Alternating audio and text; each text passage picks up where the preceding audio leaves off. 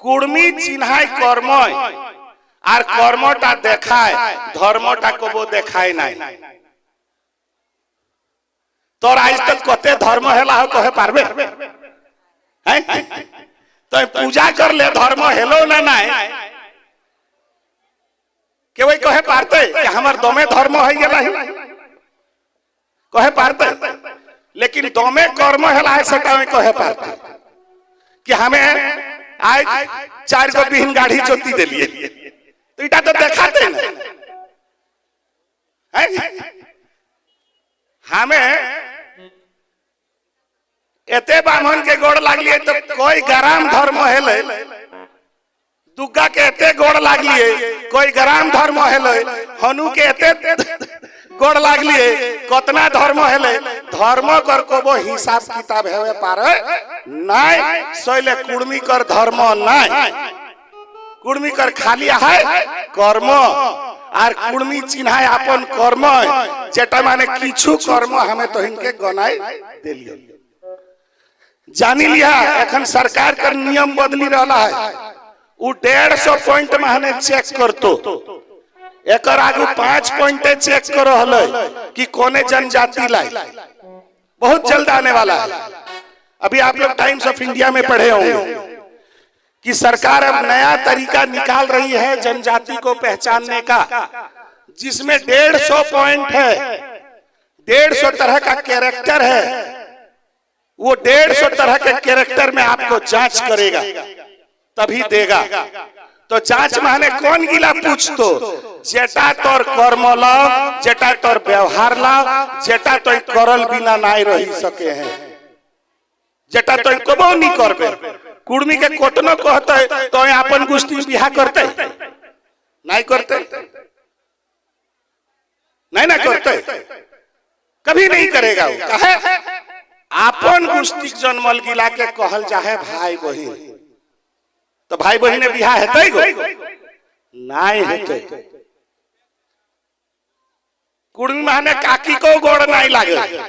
तो इगला की लाई कुर्मी कर चिन्हा, कुर्मी कर पहचान और कुर्मी यदि इटा हेराव तो कबो पावत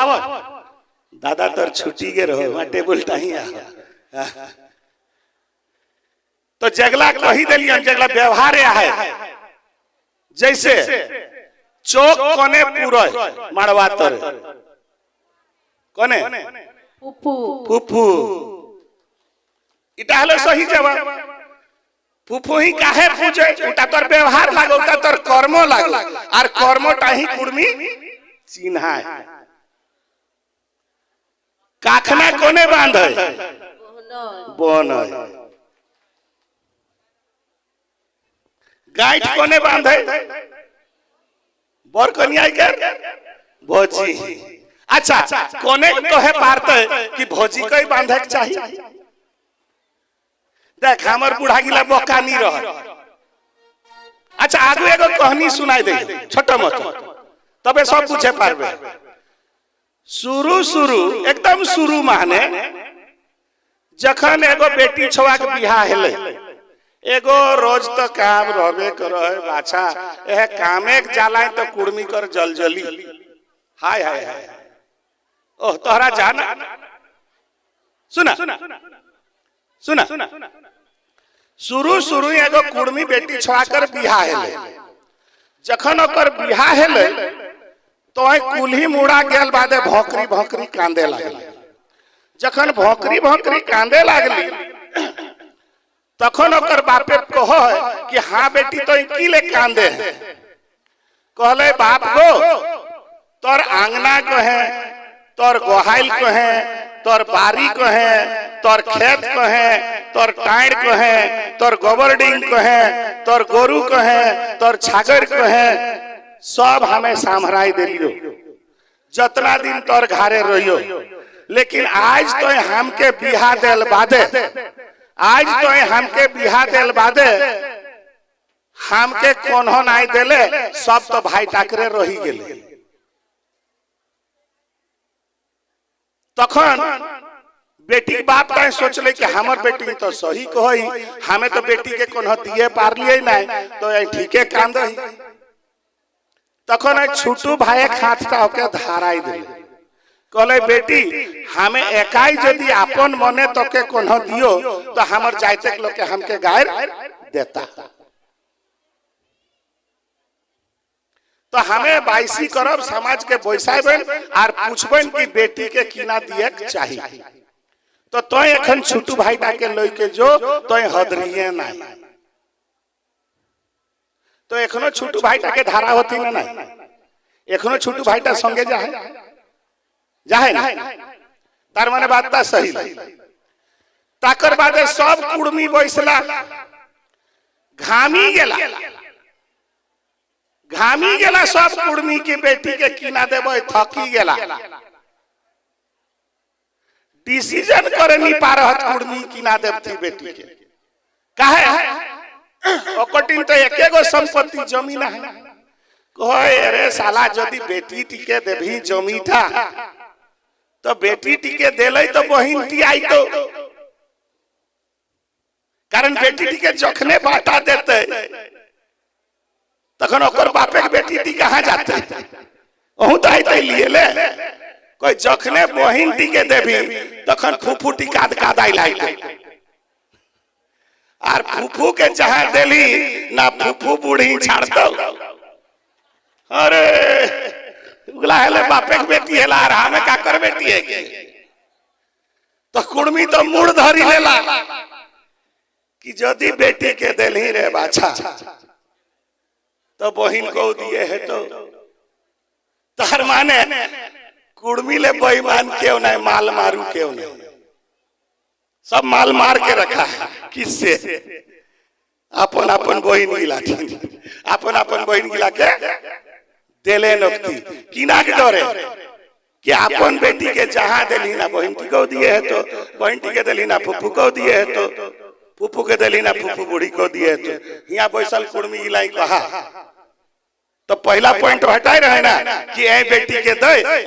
ए बेटी के नहीं दे ए बेटी के दे तो कुड़मी जानी गेला कि बेटी के देले पूंजी फा तखन कुड़मी काकर पूंजी यहाँ बेटी गिला करे पूंजी माने खाए रहला तो तोहिन कहा भगनाटा के गोड़ लागबथी ने नहीं लागबथी तोहिन कहा भगनाटा के गोड़ लागबथी ने नहीं लागबथी कारण भगनाट माए अपन भाई खिन बाटा नहीं लेला है सैले ननंद जखन घर आवो हलै ठाई लई के भोजी गिलाई गोड़ धोई दल और आजकल दुखा है धवे में बाटा लेतो ना तखन दुखा कहन को बेग बाप रे बाप पानी तो छाड़े हमें दूधे धोई दो तो सैले ननंद गिला कर गोड़ धोवा हलै कारण ओहे गिला हला देवैता तो भगनाटा कोने हले देवैता कौन चीज कर देवैता संपत्ति कर देवैता तो बहिन टिहू नहीं ले लो और जाए तो सबले नजदीक कर रिश्तेदार कुड़मी कर सबले नजदीक कर रिश्तेदार कोने हले दामाद कारण तोर लाज बचाई दे तोर भार बचाई दे तो हूं तो देवैता हेलो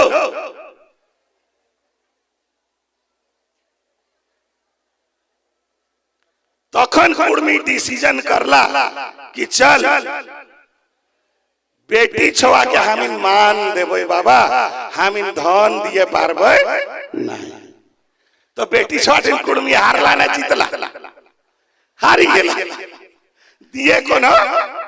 नहीं पारलती की देलती मान कहलती जे दिन तोर दादा कर बियाह हेते तो भौजी के चौकपुरी के घाट